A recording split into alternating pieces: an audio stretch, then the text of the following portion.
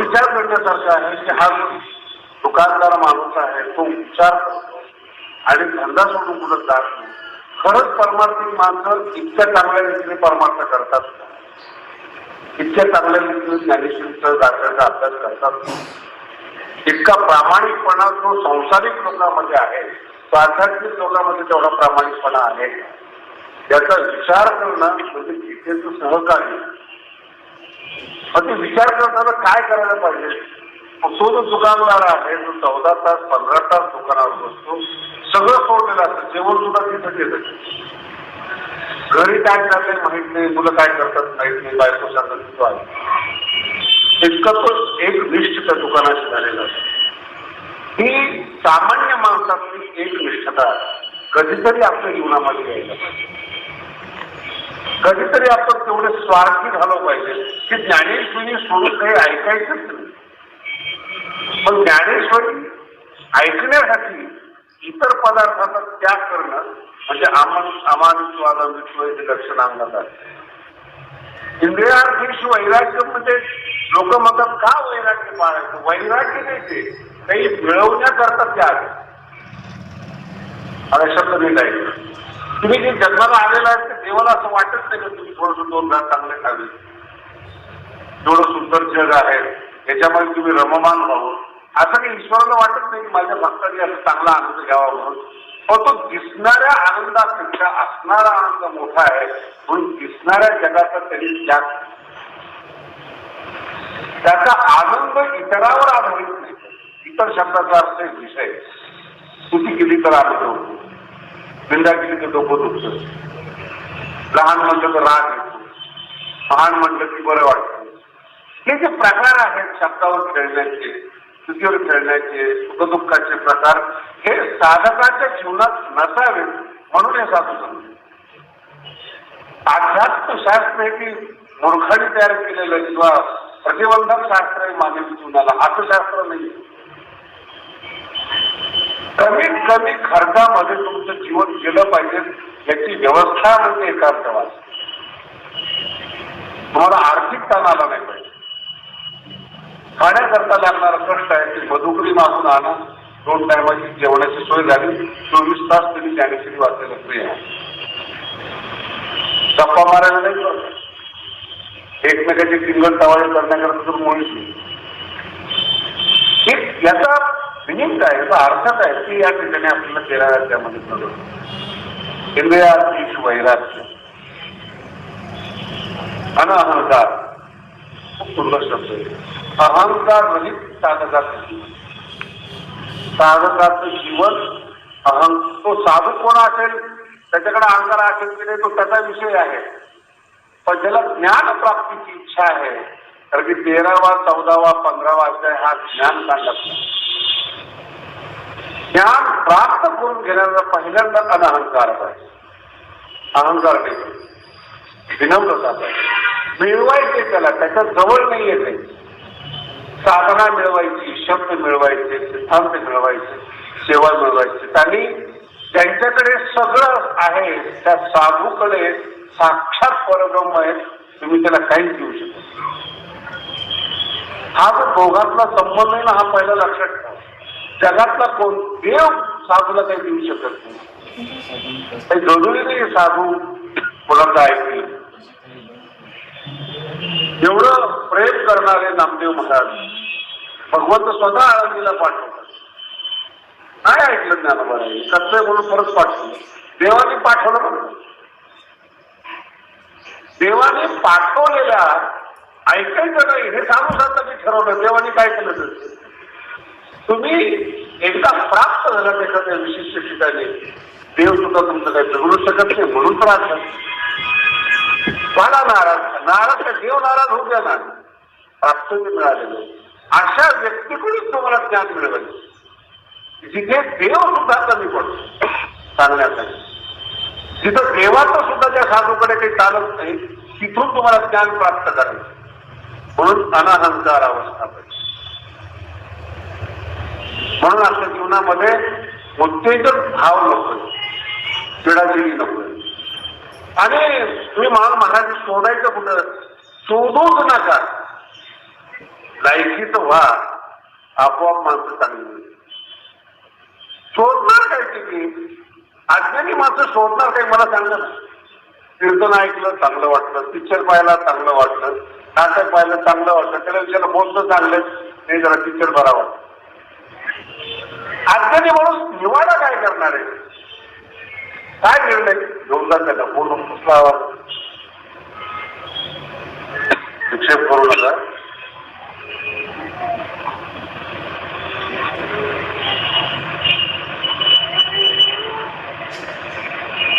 खूप सुंदर शब्द आहे.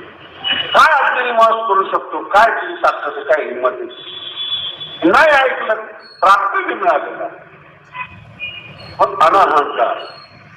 विशेष करून हा जो दोष आहे ना, तो विद्वान लोकांमध्ये अहंकार. दोन शब्द आहेत, अज्ञानी आणि ज्ञानी दोन्ही बरोबर चालले. अज्ञानी जे आहे ते अहंकारी आहे. अज्ञान दिसतं कुठं? अज्ञानाचं स्थान कोणतं आहे? अज्ञान दिसायचं तो विद्वान आहे, उच्च प्रतीचा साधक आहे, तो सिद्धी प्राप्त त्याच्या ठिकाणी अहंकार, चांगदेवाच्या ठिकाणी अहंकार. तुम्ही स्वतःला अहंकारी समजू नका बरं का, तुम्ही अज्ञानी आहात. आता कल्पना कराल की आम्ही पण चांगदेव झालो. काही असेल तर अहंकार, काही आहे माझ्याकडे असं मानणं मूर्खपण आहे. परत लक्षात घ्या बरं काय बोलतो. काही असेल तर अहंकार आहे. इतरांपेक्षा बेस्ट तुमच्याकडे तर तुमच्याकडे अहंकार असू शकतो. काही नसताना तुम्ही स्वतःला श्रेष्ठ मानणं हे मूर्खपण आहे, हे अज्ञान, तमोगुणाचा प्रकार. निर्णय कोण घेणार? 7 लोक निर्णय घेतात, त्यांनी सांगायची काही समाज निर्णय. एका माणसाला अजिबात जाता येत नाही, नेमकं त्याला ह्या गोष्टी माहिती. कुठे गेला आहे आमचा माणूस फार चांगला जातो, मला बरोबर कसंही ओरडायचं, हसायचे लोक. त्याला माहित नाही की आपला स्वर लागत नाही, आपला गळा नाही नरडय, जाणीवच नाही त्याला. कोणी टिंगल करायचं, कुठे गायचं. मला एक दिवशी तयारी मी समजून सांगितलं, अरे तुला स्वर नाहीये, तू कुठेही गात जाऊ नको. लोक टिंगल करतात. मला म्हणजे शास्त्री तुम्हाला स्वर कळतो का? मला कळत नाही. मी समजून सांगण्याचा प्रयत्न केला, माझ्यावर कधी प्रश्नचिन्ह नाही. म्हणलं म्हणूनच तुझी टिंगल होती जीवनामध्ये. तुझ्याकडे आहे काय आणि नाही काय याच सुद्धा तुला ज्ञान. अहंकारी जी माणसं असतात ना, ती घातक असतात. कुठल्याही संप्रदायामध्ये असो, वारकरी संप्रदायामध्ये असो, अन्यासी संप्रदायामध्ये असो, मुळातच अहंकारामुळे संप्रदाय तयार. हे खूप सुंदर विचारशैली ज्ञानोबांची. अहंकार आणि अनाहंकार. मी एक विद्वान आहे, माझंच लोकांनी ऐकायला पाहिजे, म्हणून मी जे सुरू करेल त्याची लोकांनी अनुयायी व्हावी अशी भावना निर्माण होणं हे अहंकाराचं जीवन. आणि यदा कदाचित एखाद्या बुद्धिमान माणसाने जर त्याचा विचार नाही ऐकला, सामुदायिक बहिष्कार टाकला जातो. मला असा अंदाज आहे, माझ्या शब्द कळत असतील. सामुदायिक बहिष्कार टाकला जातो. सगळे मिळून म्हणतात त्या माणूस मूर्ख आहे, हा तो नेमका विद्वान असतो. सामुदायिक बहिष्कार. आता समजा आपण वारकरी संप्रदायाचे ज्ञानोबाईंचे, तर इतर संप्रदायामध्ये आपण गेलो की त्या संप्रदायाचे लोक आपल्याला मूर्खात करतात. खरंच आपण ज्ञानेश्वरीचे अभ्यास करणारे मूर्ख आहेत का? थोडासा अभ्यास करू नका. मग काही लोकांना ग्लानी होते, काही लोकांना असं बुजवण्यासारखं. मग एक तर ते संप्रदाय जात नाही, त्याचे पेशी होतात, तर त्यांना नाव ठेवायला सुरुवात करतात. त्यांच्या संप्रदायामध्ये दुसरा वर्ग प्रवेश नाही आम्हाला, आपला संप्रदाय लहान आहे हे मला पटते. हजारो लोक आपल्या डोळ्यापुढे वारकरी संप्रदाय सोडून इतर संप्रदायामध्ये जाताना पाहिजे. माऊलीला सोडून जाणं ते महापाप. जगात याच्यापेक्षा काहीच पाप नाही माऊलीला सोडून जाणं. तर ते मिळालं पाहिजे म्हणून तो ज्ञानेश्वरी आहे. स्वानंद साम्राज्याचा चक्रवर्ती तरी म्हणून ज्ञानेश्वरी आहे. मिळत का नाही, कमकुवत पण नाही. अहंकार आणि हे जे अहंकारी आहेत हे भयानकच आहे. एक 2 ओळी ज्ञानोबरांच्या 2-3 ओळी इतक्या सुंदर आहेत अहंकारीच्या. तुमच्या लक्षात येईल त्या ओळ्या कशा सांगितलेल्या. एकीकडे दृष्टांत आहेत, एकीकडे सिद्धांत, आणि एकाच ओळीमध्ये दोघांची कंपनी. एक दिवा असतो, तेलाचा दिवा. 3 पदार्थ असतात. एक वात असते, अग्नी असतो आणि तेल असतं. ज्ञानोबरांनी तिघाला वेगळी नावं दिली. तिघाला. आमचं दिवा आहे ना, जुन्या काळात 700 वर्ष त्यावेळेस लाईट नव्हती, त्यावेळेस तो दृष्टांत. तो दिवा पेटलेला आहे, तर त्या वातीवर पाण्याचा थेंब जर पडला तर तडतड आवाज. बरं, तो दिवा विझू नये म्हणून घर मालकाला प्रयत्न करावा लागतो. लक्षात येते? तो दिवा विझू नये घर मालकाला प्रयत्न करावा लागतो. तो कोंदण तयार करावा लागतो, देवळी ज्याला म्हणतो आपण. आणि हा दिवा ज्या देवळीमध्ये राहतो तिथं काळा केल्याशिवाय राहत. ज्ञानोबरांनी एका ओळीमध्ये किती सिद्धांत सांगितले बघा. जीवने शिंपीला पिळती. जीवन अहंकारी विद्वानाला जर आपण चांगलं सांगायला गेलो, शब्द लिहिलाय का? अहंकारी विद्वानाला जर आपण चांगलं सांगायला गेलो तर तो उलटतो आपल्यावर. मला कळत नाही मला सांगतो बरोबर मोठी. तर जे सांगितलंय ते चांगलं सांगितलं, त्याला म्हणतात जीवन. पाणी, दुसरा अर्थ त्याचा पाणी. जीवने शिंपीला हारणे. थोडं गाईड जरा चुकतंय तुझं, जरा बघ, जरा कोण कमावून माझ्या सुद्धा काढतो. हे नवीन अठ्ठ्याहत्तरला आलो होतो. एखादा अभंग चुकला होता कीर्तन करायचा. मला माहितीच आहे की कीर्तन करायचं किती मोठं आहे. त्यात नवीन पाठ केल्यामुळे मला असं वाटतं त्याला सांगावं. म्हणून त्याला सांगितलं, महाराज तुमचा जो अभंग चुकलेला आहे ते दिवस झाले येऊन म्हणजे अभंग चुकला याच्यावर आपण बोललेलं चांगलं. आळंदी किती दिवस येण्याचा विषय नाही. आळंदीमध्ये तर दगड सुद्धा 700 वर्षापासून. तुम्ही किती दिवस आले एखादे तुमचा अभंग चुकलेलं आहे. अरे माझा म्हणण्याचा उद्देश असा आहे की माझ्या चुका करतो तो आत्ताच. जीवने शिंपीला पिळती. तर प्रकाश किती त्याचा 2-3 टिपणं.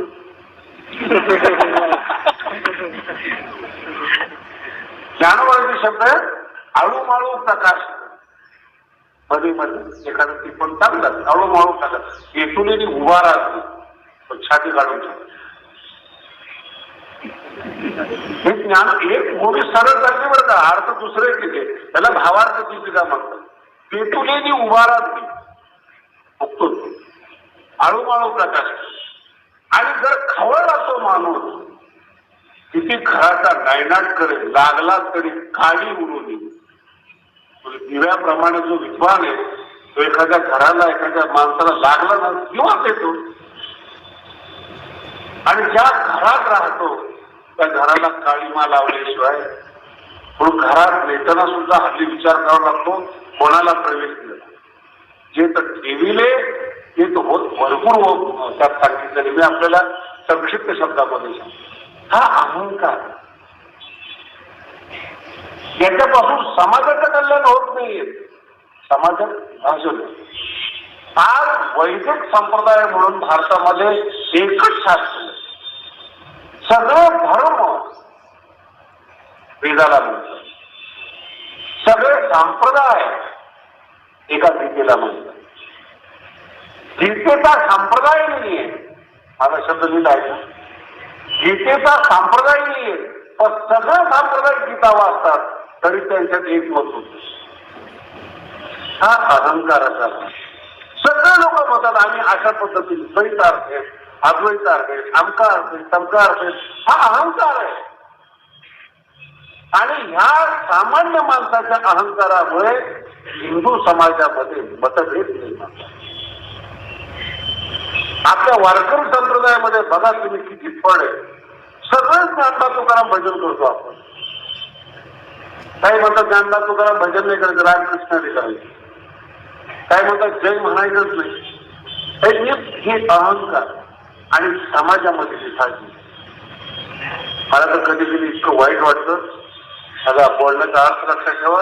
एकादशीला दिंड्या चाललेल्या आहेत. एकादशीला जो वर्ग ज्ञानोबाच्या ठिकाणी आलेला आहे, पंढरपूर आला तो वारकरीच आहे ना. इथे आलेला जो वर्ग तो माऊली सध्या ठेवून आलेला आहे. त्याला माहीत नाही की दिंडी क्रॉस करू नये. त्याला माहीत नाही. तो आळंदीला आलेला आहे, पण त्याला पलीकडे जायचं असतं म्हणून पलीकडे जायला म्हणतो हात टाळ मारतात त्याला. असले खोडं मारतात. एवढं वाईट वाटतं. अरे मी ज्ञानोबारायांची शिष्य आहे. नसेल एखाद्याला माहीत तुम्ही कोण आहात, नसेल एखाद्याला माहीत तुमचा नियम काय आहे, पण तुमच्यामध्ये साधुता सुद्धा नसेल. काय काय तुम्ही नाव माऊलीला बदनाम करताय. ज्ञानोबाचं नाव वाढवू नका. तुमच्यामुळं वारकरी संप्रदायाला कलंक हे लक्षात ठेवायचं. काय करतो आपण? उद्धार होणं फार लांबची गोष्ट आहे, पण ज्ञानोबाला आवडेल अशा पद्धतीने सुद्धा सौजन्य आपल्यामध्ये नसतं. हे दुर्भाग्य, हे अहंकाराचं. आणि ही माणसं जेव्हा संप्रदायामध्ये एकत्रित येतात, संप्रदायाची वाढ विचार करतात. एका बंदिस्त विचारामध्ये मनुष्याला चालवं लागतात. ती बंदिस्तपणा म्हणजेच बंधन. मुक्त होण्याकरता तुम्ही ज्ञानेश्वरी वाचतात आणि कुठेतरी तुम्ही कुठल्या तरी बंधनात अडकतात. मरेपर्यंत त्याला फलप्राप्ती होते. म्हणून अहंकार या जगातला सगळ्यात घातक प्रकार. इथे तर सगळ्या गोष्टी आणि याच्यापासून निष्पन्न काही होत. आणि मी एक दृष्टांत सांगत होतो. राजस्थानमध्ये असे गाव असायचे. त्याच्यामध्ये काय की मोठ्या माणसाला आदरलेली प्रथा की मोठ्या माणसाकडून जात असताना चप्पल काढली.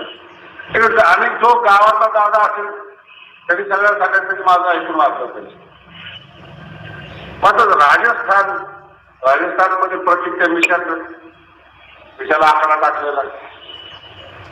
मग एखादी ठरवलं किंवा मीच या गावातला दादा आहे, माझ्या पुढून जात असताना सगळ्यांनी दिशा खाली घालायची. तलवार घेऊन बसला चावली आणि त्याला दिशा माझ्यासारख्या वाकड्या ठेवायच्या असतील, वेळ द्यायचा असेल, माझ्याबरोबर तलवारीची युद्ध करायचं. गाव परिषद झालं. कोणी नामी लागावायचं. एक असं पाच चित्र होतं. ते म्हणजे तू नीट करतो. अहंकार शब्दाचा अर्थ लक्षात ठेव. अहंकार सिद्धांत बघ गेला तिथं असे विषयावर ते म्हणणार तू माझं समोर विचार. हा हे पण दादा युद्ध करायला पाहिजे. करू कधी करायचं? उद्या दोघांनी तलवारी आली. ज्यांनी आणली त्यांनी आणली युद्ध करायचं. त्यांनी सांगितलं हे बा आपण दोघेही दादा. उद्या तुझ्या तर तू तरी म्हणशील नाही तर मी तरी म्हणेन. ते म्हणजे बरोबर आहे. हे सगळं करण्यापेक्षा आपल्या दोघांचा एक जण मेला, आपली बायको वनवासी होईल, आपली पोरं उखाटली होतील, त्यांना कोणी सांभाळायचं? ते बरोबर आहे. एक काम करून निर्णायक फैसला करायचा कोण दादा आहे. घरातली माणसं मारून मग आपण लढायची. समजला ठीक. गेला बायकोलाच त्यांनी मारून टाकलं, पोरालाही मारून टाकलं. दुसऱ्या दिवशी चावडीमध्ये घेऊन बसलं. म्हणजे पाच चित्र होतं ना, त्यांनी मिशा खाली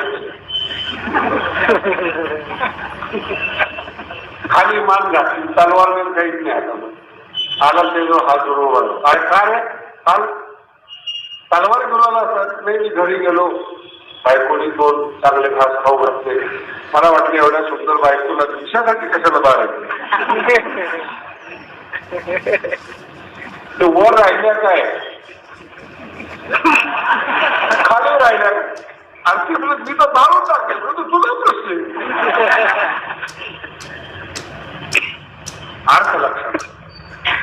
अहंकारासाठी स्वतःच घर उद्ध्वस्त. आजही अहंकारासाठी विद्वान आपलं जीवन उद्ध्वस्त. विनम्रता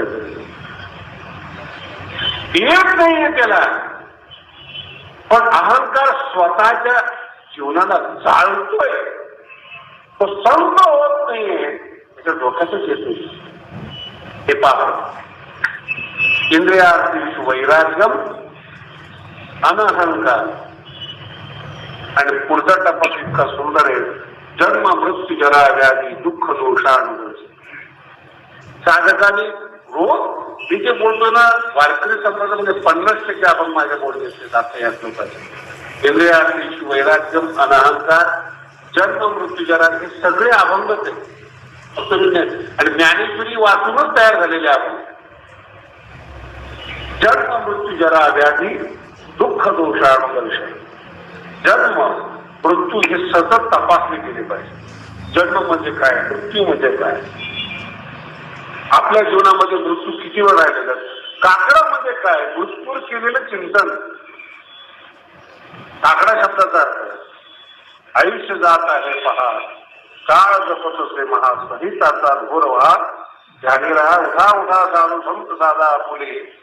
म्हणजे काय, आपल्या जीवनाचं स्वतः केलेलं निरीक्षण, त्याचं नाव आहे काकडा. काकडा म्हणजे भजन नाहीये. सकाळी उठल्या उठल्या तुमच्या बिंदूमध्ये संसार शिरण्याच्या ऐवजी दोष दर्शन तुम्हाला समजत आहे. किती जीवन गेलेले तर किती राहिले. जन्म किती कठीण जन्म आहे महाराज. मी उद्या लक्षात राहील ना राहील मला माहित नाही, पण आज सांगून जातो. जन्म लाभ शब्द जो आलेला ना दैवी संपत्तीमध्ये, अभयम सत्व संशुद्धी ज्ञान योग व्यवस्थिती दानम दमश्री यज्ञ, तिथं री शब्द आलेला. री म्हणजे लाज. आणि तो लाज शब्दावर व्याख्यान लिहित असताना ज्ञानोबा आहे ह्या जन्माबद्दल लिहितात. लाज मध्ये एखाद्याला लाजणं, एखाद्याच्या पुढे जाणं, ती लाज नाही. घाण शरीर घेऊन आईच्या उदरामध्ये 9 महिने आपण राहिलो, तिथं खायला काय असतं विज्ञानाने लिहून ठेवलेले. नाकी तोंडी कणी किडे. विष्ठा आहे ना, आईच्या पोटात तयार झाली ती विष्ठा 9 महिने त्या गर्भाचं खाद्य, हे विज्ञानाने सिद्ध. आतमध्ये काय काय जाणार आहे आम्ही, श्वास नाही त्या मुलाला. त्याचे हातपाय जे तयार होतात, पोट तयार होतं, मस्तक तयार होतं, सगळं तयार होतं. 9 महिने विष्ठा खावी लागते मुलाला. म्हणून जन्म ती लाज. जन्म म्हणजे लाज. आणि विष्ठेनं तयार झालेलं शरीर जेव्हा या संसारामध्ये येतं, छाती काढून चालत असताना ज्ञानोबा म्हणतात, अरे कशाला तू स्वाभिमान करतो, कोण आहे, काय अवस्था आहे. गर्भ मेद मुसे रक्त मूत्र रसे, ज्ञानोबा सांगतात ओती होऊन असे ते लाजून. शब्दांचे प्रयोग लक्षात ठेवा काय. गर्भ मेद मुसे, मेद म्हणजे चरबी, चरबीचं मूस तयार केलेले आपल्या पोटामध्ये. गर्भ मेद मुसे, आणि त्याच्यात काय रक्त मूत्र रसे. आणि तिथं 9 महिने तुम्हाला राहावं लागतं. होती होऊन याचे ते लाजील. या जन्मताला असा जन्म पुन्हा नको हे पाहणं म्हणजे दुःख दोष अनुदर्शन. जन्म मृत्यू किती भयंकर असतो महाराज, कोणाला मराव होतो. करोडो रुपये, हजारो लाखो करोड रुपये एकेका माणसाकडे जगामध्ये आहे. कोणाला मारावं वाटतं. निसर्गापुढे मृत्यू पुढे काहीही चालत नाही. मानवी सत्य, आणि तो मृत्यू रोज पाहिला जातो. परमार्थ सुरू करायचे ना, त्याचा पंचेला नित्य मृत्यू लागला समीप नमानी अल्प दिने सुख. हा अनुताप परमार्थाची सुरुवात, हा प्रारंभ आहे. जर मृत्यूचं दर्शन तुमचं होणार नाही ना, तिने कधीच परमार्थ सुरू करू शकत नाही. नाथ महाराजांचं चिरंजीव पद त्यातल्या ह्या ओळ आहे. चिरंजीव पद पावा वयासी आन उपाय नाही जाती, किंचित बोलो निश्चय ती कळावयास साधना. काय पाहिजे परमार्थाचं, पहिलं भांडवल, पहिलं भांडवल एक मुख्य पाहिजे अनुताप. आणि त्या अनुतापाचे कैसे रूप नित्य मृत्यू लागला समीप नमानी अल्प नित्य मृत्यू.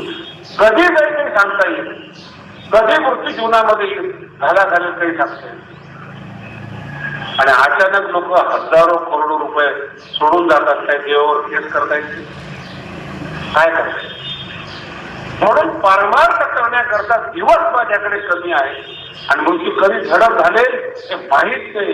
म्हणून जलद गतीने जो परमार्थ करतो तो चालू. जरा ज्ञानोबांनी इतकं सुंदर दिलंय. तो खानदानी साधक आहे, तो काय विचार करतो, शहरामध्ये म्हातारपण, तरुणपणामध्ये तो साधक म्हातारा झाल्याचं पाहतो स्वतःला. आज माझे हात चांगले आहेत, आज माझे डोळे चांगले आहेत. बदमदळे इताळे भांडतात हे डोळे तरुणपणात माझ्यामध्ये, पण हे डोळे म्हातारपणामध्ये इकली पडवळे यायची. आज तोंड चांगला आहे, या उमळती दाढा जातात म्हातारपणामध्ये, दाढा जाता सहित जातील. ज्ञानोबांचं खूप सुंदर वर्णन केलेलं.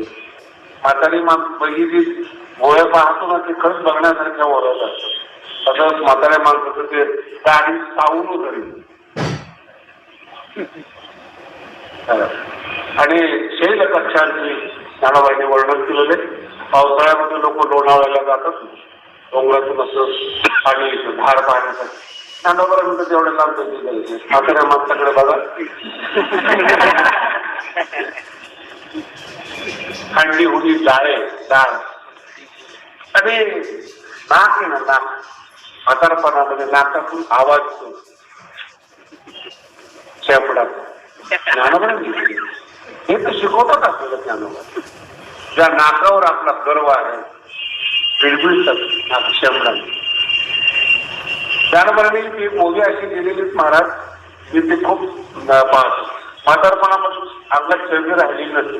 हे 2 गुडघे पुढे, म्हणजे जुन्या काळामध्ये स्वयंपाक करण्याकरता चुले असायचे ना, 3 दगड मांडायचे. तसं हे 2 दगड आणि हा 1 दगड असं बसतात, हात असं धरतात आणि त्याच्यावर हे डोकं ठेवतात. सगळ्या भांडे ठेवलेले. माझा माणूस बघा तुझं असं बसतो. त्यामध्ये वर्णन केलेलं माकडाप्रमाणे बसतो, म्हणजे याला काही अक्कल आहे का नाही. हा जेव्हा तरुण होता तेव्हा यांनी बघायला पाहिजे. साधक तरुणपणामध्ये घाबरतो, साधक तरुणपणामध्ये घाबरतो. काय अवस्था आहे हे म्हातारपण दिसतं की. बुद्ध कशामुळे बुद्ध झाले, हे म्हातारपण पाहिलं, मेलेला माणूस पाहिला आणि राज्यकारभार बुद्धाने सोडून दिला. दिसलं तर साधक, नाही दिसलं तर तुमच्यासारखं भाग्यवान कोण होते. रोज पशानात माणसं घेतात, त्यांना त्याला काय झालंच असतं. महाराज फक्त यांच्याकडे मला आपला नंबर काल केरळच्या प्रारंभीच्या ओव्यातल्या येण्याची क्षेत्राभिमाने राज्य तुझी इच्छा. कुठे भगवान शंकर राहतात स्मशानामध्ये, सगळ्याचं ठिकाणच ते. जायचं मागे पुढे फक्त 2-4 वर्ष इकडं, आणि शिल्लक राहायचं. ही तर म्हातारा माणूस होता परमात्मा, 90 वर्षाचा. तरी माझ्याकडे पाहिलं थोडस गाडी फिरी वाजली, मला मग काय शास्त्री कसं झालंय शरीर, 10,000. त्याला माझी दया नव्हती बरं. एवढं ज्ञानेश्वरी शिकल्यावर माणूस बोलणार, त्याला माझी दया नसते. मला हो जरा बिघडलं. आमच्याकडे बघा 90 वर्ष वय. म्हणलं मशीन एखादी चांगली असते, मेंदू चांगला असतो आपण. त्याला बोललो नाही बरं का, कारण माऊली शिकवले कुणाचा अर्थ करून दुखवू नका. मी त्याची स्तुती केली, बोललो वा कमाल आहे, फार चांगलं आहे. करता काय तुम्ही आयुष्यभर? काही नाही, सकाळी उठणे, जेवणे, झोपणे. काय मृत्यूचं दर्शन. उद्या मृत्यू माझ्यावर झडप घालेल, माझे एक इंद्रिय धोका देईल. डोळ्याने कमी दिसायला लागेल, त्याच्या हात ज्ञानेश्वरी पाडतील. बोलत असताना ओंकारी पाणी पडेल, आवाजाचा कंप सुटेल, त्याच्या अगोदर मुखत्व आधी वाचाव आहे. तो साधक तरुण असतो. माझा शब्द नीट आहे का, मी म्हातारपणाचं वर्णन करत नाही. आणि ती वार्धक्याची सुचनी आपण पया तरुणपणी देखे, शब्द नीट आहे का, देखे आपण पया तरुणपणी देखे मग म्हणजे विखे. शब्द खूप सुंदर आहे. सोडू का नाही विटे लोका, हे आलोक तुको भरायचे. विठल हे चित्त प्रपंच वमन ते मनी बैठी. ज्ञानेश्वरीचा जितका अभ्यास कराल ना तितकं तुकोबराय तुम्हाला मदत करते. हे वैशिष्ट्य दोघांचं तेच शब्द आहे. म्हणून एक एक जर आपण अभ्यास करत गेलो, जन्म मृत्यू जरा व्याधी व्याधीची तुम्हाला कल्पना देत फरक तरी काय होईल कोणाच्या जीवनामध्ये ते सांगते. दुःख दोष दर्शन हे सगळं दर्शन आपल्या जीवनामध्ये झालं पाहिजे. आणि तिसरा टप्पा सांगितलेला आहे अध्यात्म ज्ञान नित्यत्व तत्वज्ञानार्थ दर्शन. जगामध्ये 2 टप्पे असे आहेत. हा एक टप्पा आहे अध्यात्म ज्ञान नित्यत्व. हा पृथ्वीवर आज कोणी लिहिलेला नाही. आणि दुसरा टप्पा आहे 18व्या अध्यायामध्ये भक्ती संप्रदायामध्ये ज्यावेळी लिहून त्यावेळेस सांगितले. हा श्लोक तेवढा गंभीर आहे. अध्यात्म ज्ञान नित्यत्व तत्वज्ञानार्थ दर्शन. ज्ञानोबाईंनी या श्लोकामध्ये ज्ञानाला किंमत दिलेली नाही. ज्ञानोबाई म्हणतात ज्ञान जे तुले वस्तू दावी ते तुले वस्तू आगवी ते देखे आयची व्हावी बुद्धी चोख. जेवढे माझ्या समोर बसलेले कीर्तनकार सगळ्यांना माहित नाही का ईश्वर व्यापक आहे म्हणून. विठ्ठल जळी स्थळी भरला हे कोणाचं प्रमाण पाठवलं. ज्ञानोबाई म्हणतात ह्या ज्ञानाला किंमत नाही, त्या बोलण्याला किंमत नाही. का स्फूर्ती 2 टप्प्यात स्फूर्ती आंधळी झालेली आहे म्हणून परमात्मा दिसत नाही. परमात्म्याबद्दल बोललं जातं स्फूर्ती आंधळी. आणि ह्या स्फूर्ती आंधळीवर आंधळ्या पाण्याचे आपण सहज मी आंधळा किंवा आंधळा सगळे आपण स्फूर्ती स्फूर्ती आंधळी असेल ज्ञान कितीही व्यापक असू द्या ते देखील ऐकली व्हावी कृती. तर नसेल ज्ञानावर म्हणतात ज्ञान कितीही चांगलं असेल आंधळ्या हाती जीवा घेऊन काय करावा पाठवा. आंधळ्या हाती जीवा आंधळ्या माणसाच्या हातात जीवाची काय फायदा होणार आहे. त्याचा ज्ञान निश्चय अगवा वाया जाय. खूप मोठा प्रकार आहे या ठिकाणी. आपल्याला बरंच राहणार पाहिजे म्हणून कधी सांगतो. पण अध्यात्म ज्ञान म्हणजे काय, कशा पद्धतीचं ज्ञान आहे, बुद्धी कशी पाहिजे सहन करणारी हे महत्वाचं आहे. आणि जेव्हा ज्ञानोबराय बोलायला गेले मला काय सांगितलं तुम्हाला अशा 5-6 बोल आहेत तर ज्ञानाचं विश्लेषण करणार आहे. तेव्हा श्रोते म्हणतो निवृत्तीनाथ महाराज समोर बसले माऊली काय बोलणार आहे, काय बोलण्याची वाली तिथे ज्ञान विषय आला तिथं तुम्ही अपरंपार बोलत चाललाय. मानवी जीवनामध्ये एकच गोष्ट ज्ञानोबाई शिकवली, गुरुने जर पाठ फोपटली ना तुमचं जीवन सफल झालं. मूर्ख माणसाने कधी आपल्याला चांगलं बोलू नये. त्याच्या चांगलं म्हणण्यामध्ये सुद्धा कपट असतो. पण शहाणा माणूस कधीही चांगलं म्हणणार नाही. आणि गुरु तर म्हणतच नाही कारण त्यांनी शिकवलेलं आहे. गुरु हे पाहतात सुप्त गुरु अमृताची 7 वाजता 7 दिवस जर अमृताचा पाऊस पडला तर कोणाला नकोय. ज्ञानोबरायच्या बाबतीत निवृत्तीनाथ महाराज म्हणतात पावली अरे काय बोलतायत अमृताचा पाऊसच आमचं. पण जास्त तुम्ही करत नाही माऊली आम्हाला ज्ञान सांगा नियंत्रण पण आहे. आणि माऊली असे व्यक्तिमत्व आहेत ना गुरु साठीच ज्ञानेश्वरी सांगतात. हा 13व्या विषय आमचे कीर्तनकार सांगतात जगासाठी ज्ञानेश्वरी लोकांसाठी नाही. ज्ञानोबाईंना विचारत ज्ञानोबाई म्हणत नाही मी ज्ञानेश्वरी याच्याकरता सांगतो माझ्या गुरुने सतत माझ्याकडे पाहावं तुम्ही संती होवावे सन्मुख सदा. त्याचं नीट आहे तुम्ही संती होवावे सन्मुख सदा विन्मुख नाही. गीतेवर तुमचं प्रेम आहे आणि माझ्या मनात आले की तुम्ही गीतेवर प्रेम करणारे आहात म्हणून मी गीता सांगायला घेतली.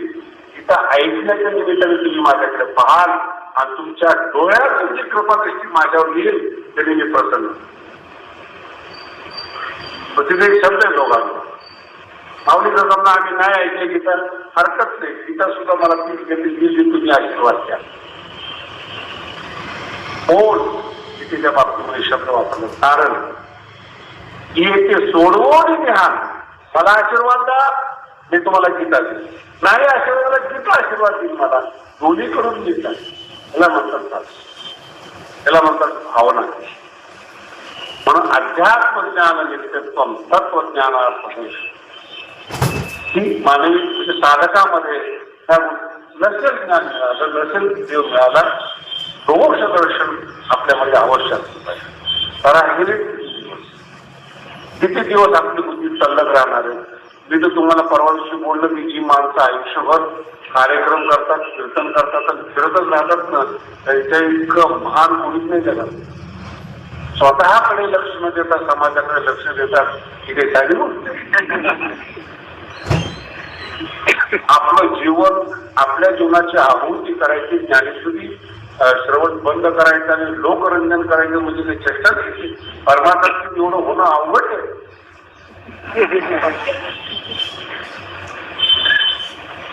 आणि ज्ञानोबांनी विनोद म्हणून ते लोकांना ज्ञानेश्वरी ऐकत असताना फार बोर होऊ नये म्हणून जे 18 लक्षणं नाही म्हणजे त्याच्या अपोजिट विनोदाने लक्षणं नाही. अमानित्व अदम्बित्व ऐकत आहे ना, त्याला मानित्व दम्बित्व कसं कसं समाजामध्ये असतं एक विनोद म्हणून सांग. काही माणसं समाजामध्ये कसे आहे. मानित्व संभावनी, अमानित्व मध्ये असं होतं संभावितपणाचे मोठे गया आणि मानित्वामध्ये असं आहे संभावनेची सध्या म्हणून जगतो. पुढे जायचं असतं ना तुम्हाला फार असं बरं वाटतं तेव्हा धोत्राचे काठ उपरणं ऑर्डर वगैरे असं व्यवस्थित जाऊन जातं. संभावने कशा करतात मानाची वाट पाहिजे. पुढे शाल देतं का, टेबल देतं का, कुठं सत्कार होतो का. इथं अहो आदराला भेट देत नाही चालू. हे तर सत्काराची ते गोष्टी आदराची भेटी मरणेशीसाठी नमस्कारिता. आणि हा जो आहे ना हा नुसती वाट पाहतो कुठं सत्कार ठेवले आणि सगळे प्रदर्शन मांडलेलं आहे किती ठिकाणी असतात. संभावनेची मानाची वाट पाहते आत्मेनी माणसाचं खूप सुंदर सांगितले. आणि सगळीकडे ते घाली विद्येचा पसारा सुये सुकृताचा सगळं कशा करता करतो जगात आपली कीर्ती झाली मान मिळाला पाहिजे. आपण गेलो तरी चालेल पण लोकांनी म्हणलं पाहिजे की माणूस होता. सगळं ऍडव्हर्टाईज करायला सुरुवात होतो. तर फार विशेष वाटलं ज्ञानेश्वरीला विन्मुख झाल्यामुळे हे पदार्थ सुटतात. आपल्याला इंग्रजीच्या बाबतीत इतकं सुंदर बोलत ज्ञानोबांनी कसा बोले कसे शब्द वापरले कुणाच्या अंतकरणाचे तुकडे कळी काही सांगतात. बंदीमध्ये विचारले आम्ही जर एखादा जंगलाला पेटला तर तिथं सगळं जळून जातं. तसं समोरच्याचं अंतकरण जाणणं असंच बोलणं. त्या वाणीला सात्विकता नाहीच. चुकला असेल एखादा माणूस चुकून द्या ना, त्याला काही फरक नाही. संस्कृत बोलत असताना हरिपाठ म्हणत असताना संस्कृत साहित्यामध्ये चुका होतात. कुणाला पण चुका होत पण चुका झाल्या म्हणून सगळं पण उद्ध्वस्त करायचं. अहो तुम्ही तर आळंदी तर भाग्यवान आहे. ह्या मूर्खपणामुळं तरुण पोरं भांडणाला सुद्धा यायला तयार खेडेगावामध्ये. काही काही ठिकाणी अशी जवळपास 4 म्हातारे त्यांना एकही ताल एका काळाची मिळत नाही. वाजवणार नाही का नवीन पोरला घेतच नाही काय टाळा घेऊ नको. त्या मुलाला कुठं हौस असते का कशा पद्धतीने संसद तुम्ही मला सांगितलं मला नाही स्वतःचाच अहंकार आपण वयोवृद्ध झालोय काय झालं काही लक्षात नाही. अशा पद्धतीने जीवन जातात. दिवसा मानसिक काळजी दिवसा शब्दातून दिवसा आणि गुरुजीची सेवा करतच आहेत मला. आणि अभिमान एखाद्याला विचारू ना कुठे गेलात काय गेलात आपण कुणाकडे शिकत नाही त्या अभिमान ही एक पद्धत आहे बोलण्याची. मागे एक दृष्टांत सांगितलं होतं आठवण करून देतो तुम्हाला. एक मुलगा असं गाडीची प्रॅक्टिस करत होता. माझाच दोस्त होता. बरेच दोस्त माझ्या अशी 15 वर्ष तुम्ही गाडीची प्रॅक्टिस पण ते सोडच लागत होतं. काय करायचं काय मला म्हणे शास्त्रीची असली पिठी चांगली वाजवतात 15 वर्षामध्ये.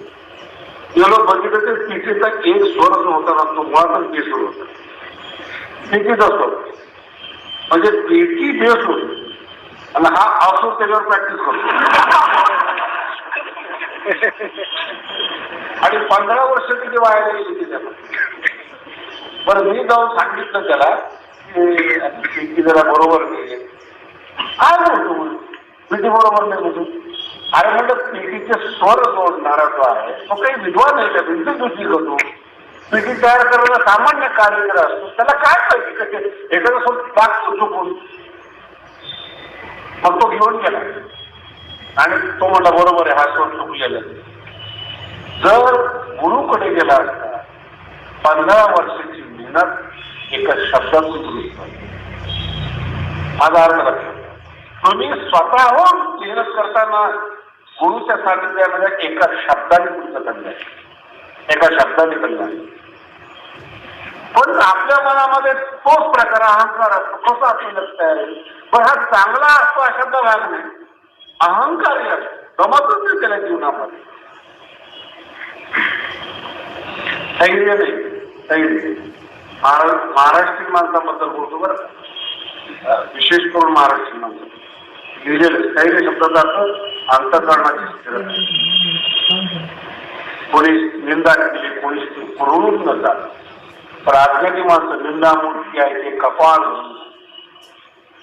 ढेकळ असतो ना ढेकळावर 2 थेंब पडले तर तो फुगतो आणि वारा आले की हे माणसं काम नुसती स्तुती करा काय चाल नाही चांगली म्हणलोच नाही काय चाल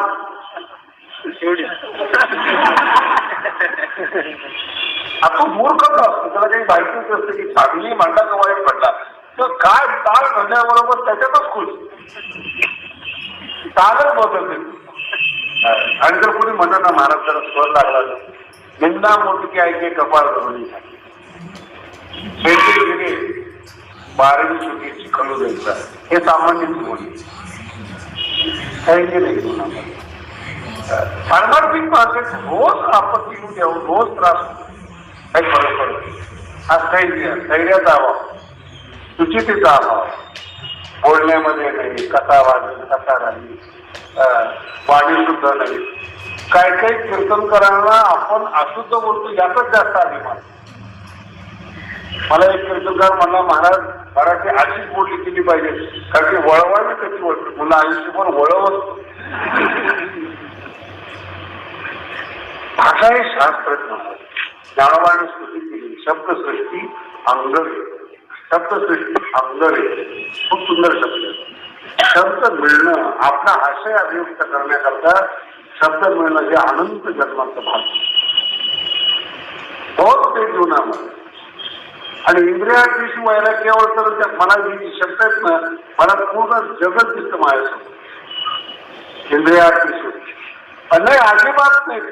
आता मी धोतर घालून कधी कधी जातो ना ज्ञानावरच्या ओळ्या कशा दिसतात ते तुम्हाला सांगतो. जो भोगी मनुष्य आहे ना भोगी तो आपल्याला बघितलं तर कपाळाला आठ्या पाहिजे. तुम्ही रागवू नका कारण त्याला वाटते वारकरी कशी काय आले संन्यासी कशी काय आले. आपला त्याचा कधी ओळखीचा प्रसंग आलेला नाही पण आपल्याला बघून त्याला वाईट होतं. ज्ञानवारांच्या ओळ्या साधूला बघून त्याला वाईट होतं. मुखट एक होती विरक्त असते. ज्ञानवारा म्हणतात सचिन कपड्या सहित अवघड करतो. आज संन्यासी भेटला असता खरं. आणि ज्ञानवारांच्या उपमा साहित्य महाराज एवढं गजब आहेत हे फक्त माफी मागून त्या वेळा तुम्हाला सांगतो. माझं चुकीचा अर्थ तुम्ही काढणार नाही माझी अशी अपेक्षा आहे. काही काही माणसं रस्त्याने जर एखादी बाई निघाली सुंदर असेल नसेल ती त्याची त्याला माहिती. ज्ञानोबाईंचं शब्दचित्रण कसं आहे बघा. शब्दचित्रण म्हणजे इकडं विरक्त पाहिला रागवतो आणि बाई पाहिलेलं जागेवर मूर्तीसारखं उभारतो. डोळे तसेच चित्त तसे शब्द नाही तोंडातून आणि एकदम असे काही पाहतात तुम्ही बघत असाल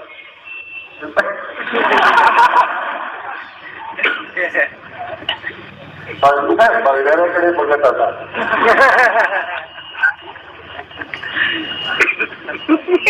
ज्ञानोबाईंनी ह्या मूर्ख माणसाला उपमा कोणती आहे म्हणजे तो स्त्रीकडे जाऊन थबकतो एकदम व्यवहार कसा बंद पडतो, शब्दाचा व्यवहार कसा बंद पडतो, एकदम असं बघत बसतो. ज्ञानोबाने उपवास होती द्यावी या मूर्ख माणसाला. ज्ञानोबा म्हणतात महापुरुषाची चित्त. तो साधू आहे, संत आहे, त्याचं चित्त समाधीमध्ये गेल्यानंतर जसं व्यवहार बंद पडतो,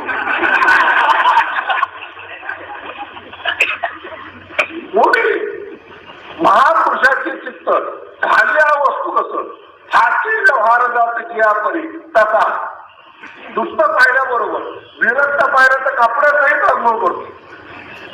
आणि स्त्री पाहिली तर एकदम बदलतो, त्या चेहरा बदलतो.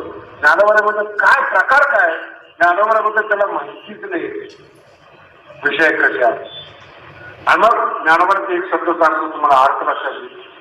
उपासना करत असताना एकाग्र चित्ताने उपासना करायची, एकाग्र चित्ताने.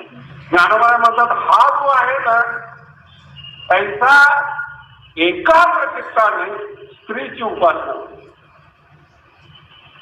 असं एकाग्र चित्ताने कुणाची उपासना, स्त्री जो उपासना. ज्ञानोबाचा शब्द स्त्री जो उपाय म्हणजे उपासनाच करतो.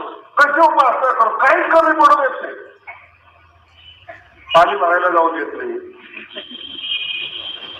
दळण आणायला जाऊ देत नाही, भाजीपाल्याला जाऊ देत नाही. ते फार लिमिटेड बोलतो. काही भाग्यवान असेल कपडे पण धुवून देते. किती म्हणजे माझा असा आदर या शब्दाचा अर्थ उपासना नव्हे, मान दिला पाहिजे. पण किती दिवसाकरता काय काय ज्ञानामध्ये काय उत्तर द्यावं त्यासाठी. चित्त आराधी स्त्रीची शब्दांचा प्रयोग लिहिला आहे ना, आराधी आराधना करतो. चित्त आराधी स्त्रीची ती छंदे नाही. एखादी स्त्री हसली, एखादी प्रसन्न झाली, सगळं काय त्याच्यात आनंद असतो. काय झालं, मी एका माणसाकडे गेलो, ते माणूस थोडा रडत होता, डोळ्यातून पाणी. आणि दुसरा नव्हता तो माझा मित्र. दया मला काय झालं, शास्त्रीशी काय चाललं होतं, तुम्ही परमार्थिक माणसं, आज हृदय तुटलं. म्हणलं नेमकं काय झालं. म्हणलं मी निवेदन केलं होतं एका स्त्रीला, नकार दिला. त्याला भेटायला गेलो होतो, तो मित्र आला, मला दया आली. असं तिच्या लग्न करायचं असेल तर आमच्या डोक्यात काय विचारलं. माझा मित्र आला, रे म्हणजे याला जरा मदत करायचं. विचारायची काय झालं, तुमचं हृदय दिसतं, काय टेन्शन घेत का, रोज 2-3 वेळा भेटत होता.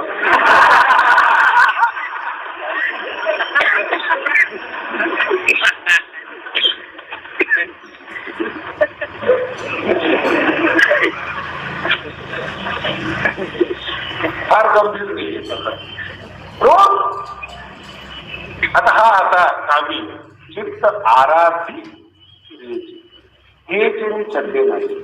मार्केट आरोग्य ज्ञानोबाचा तुम्ही थोडी कल्पना करा की आपल्या जीवनामध्ये काय काय उणीवायचं, काय काय प्रेम होतं. खूप सांगितलेलं त्याच्यामध्ये, म्हणजे कुठं बोलावं, कुठल्या स्त्रीला बोलावं, कसं वागावं, कशी सभ्यता जीवनामध्ये असेल, काही कळत नाही. ज्ञानोबाचा एक शब्द एवढा सुंदर आहे, गुरुवंडी की जे अमृत. जर स्वर्गातलं इंद्राने याला अमृत आणून दिलं ना, तर ते स्त्रीवर ओवाळून टाकावं अशी याची भावना. गुरुवंडी की जे अमृते ऐशी सुख स्त्रिया पुरवते नाहीच म्हणून चित्ती निश्चय केला. काय बोलणार आहे आम्हाला, कधी परमार्थ सुटणार, कधी वैराग्य सुटणार, कधी काय होणार. मग ह्या माणसाचा फार प्रश्न मोठे मोठे उपस्थित होतात. काही सोड होत नाही ह्या माणसाला. काही काही वयोवृद्ध माणसं असतात, आजचं युग मुक्त आहे, त्यांचं युग बंदिस्त होतं. म्हणजे असं अभिव्यक्त करतात आपल्याबरोबर शास्त्री देवी युग फार छान आहे, बंधनच नाही. आमच्या काळात बोलता येत नव्हतं, चालता येत नव्हतं. पण आता गौऱ्या गेले, लाकडं तयार होऊन स्मशानामध्ये गेले. आसक्ती धारावी कुठपर्यंत कळलं पाहिजे समोर. आणि मी तुम्हाला आता सांगितलं ना, जन्म मृत्यू करावे पाहतच नाहीत मला. आपलं म्हातारपण आलेलं आहे, आपलं वय झालेलं आहे, काही पाहत नाही. कशा पद्धतीने वागतील, जन्म मृत्यू करावे आधी दुर्लक्ष असेल.